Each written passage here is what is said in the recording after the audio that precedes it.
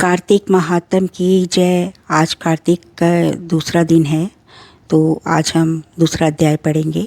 तो आप अपने सामने एक जल से भरा हुआ एक लोटा रख ले, चाहे वो तांबे का हो, स्टील का हो, और थोड़े से हाथ में पुष्प और आप अक्षत ले लें और कहानी सुने। ब्रह्मा जी बोले, हे पुत्र, जो व्यक्ति तुलसी की मंजरी सहित भगवान शालिग्राम का एक बूंद चरणामृत पान करता है, वह ब्रह्म हत्या जैसे बड़े बड़े पापों से मुक्त होकर बैकुंठ को प्राप्त करता है। इसमें कोई संदेह नहीं है। जो भगवान शालिग्राम की प्रतिमा के आगे अपने पितरों का श्राद्ध करता है, उसके पितरों को तत्काल बैकुंठ प्राप्त होता है। जो भगवान शालिग्राम की मूर्ति दान करता है, उसे समस्त पृथ्वी के दान का फल प्राप्त होता है। जो भगवान शालिग्राम की प्रतिमा को बेचता है, वह महान कष्ट भोगता है। इसलिए श्री शालिग्राम की मूर्ति को बेचना नहीं चाहिए। श्री विष्णु भगवान का पूजन शंख के जल से करना चाहिए। श्री शिव जी का पूजन बिल पत्रों से, सूर्य देव का तुलसी से, गणेश जी का पूजन धतूरों के फूलों से, विष्णु जी का कमल के पुष्पों से तथा श्री महालक्ष्मी का पूजन मालती अथवा चंपा के फूलों से करके प्राणी परम पद को पाता है। परंतु जो भगवान को परम प्रिय तुलसी से भगवान शालिग्राम की पूजा करता है, उसकी महिमा का वर्णन कोई भी नहीं कर सकता। इस प्रकार पूजा करने वाला भक्त जन्म मरण के अपार कष्ट से मुक्त हो जाता है। जिसकी मूर्ति तुलसी माला धारण की हुई होती है, वह जीव बिना किसी रोक टोक के सीधा बैकुंठ धाम को जाता है। जो तुलसी की छाया में अपने पितरों का श्राद्ध करता है, उसके पितरों की अक्षय तृप्ति को हो जाती है। तुलसी का सिंचन गंगा, जमुना और नर्मदा में स्नान के समान होता है। तुलसी का वृक्ष उगाने और सींचने से तथा नित्य स्पर्श करने से मनुष्य के मनसा, वाचा और कर्मणा तीनों प्रकार के पाप नष्ट हो जाते हैं।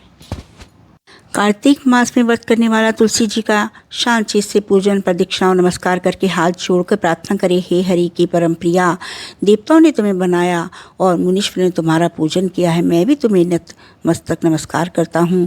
जो प्राणी आंवले के पत्तों और पुष्पों से भगवान का पूजन करता है अथवा आंवले के वृक्ष के नीचे बैठकर भगवान का पूजन करता है, उसको स्वर्ण के फूलों और फूलों से पूजा करने का पुण्य फल प्राप्त होता है।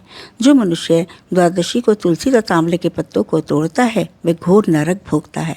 प्रत्येक मनुष्य को चाहिए कि कार्तिक मास में आंवले के फल, तुलसी और गोपी चंदन की माला धारण करे। ऐसा करने से वे आवागमन के चक्र से मुक्त हो जाता है।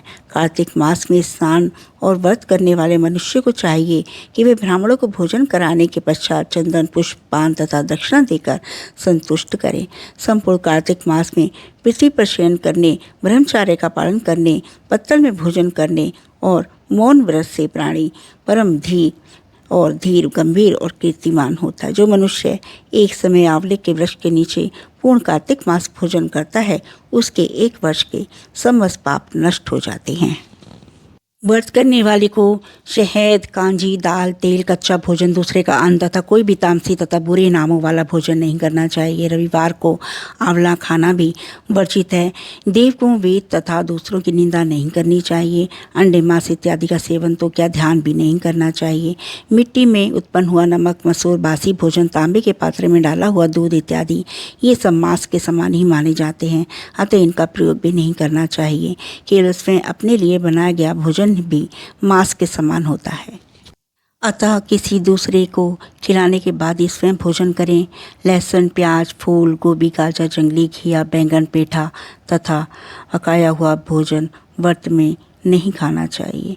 रजस्वला स्त्री, मलेच्छपति तथा पाखंडे आदि से भूलकर भी बात नहीं करनी चाहिए।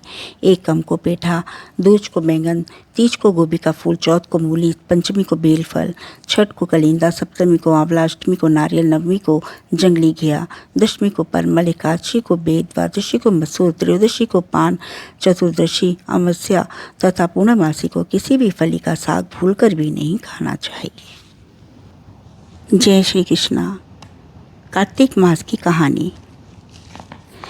एक सास थी, कार्तिक नहाती, 12 कोस जाती, 12 कोस आती, बहू जो थी वह कठड़िया में पानी डालकर कहती, मन चंगा कठौती में गंगा। वही गंगा जी आ जाती और वह नहा लेती। एक दिन सासू की नत बहकर बहू बह गई और बहू नहाई तो उसके गड्ढे में आ गई। उसने निकाल कर रख ली, वापस आई, उदास होकर बैठ गई। बहू बोली, उदास क्यों बैठी हो सासू जी?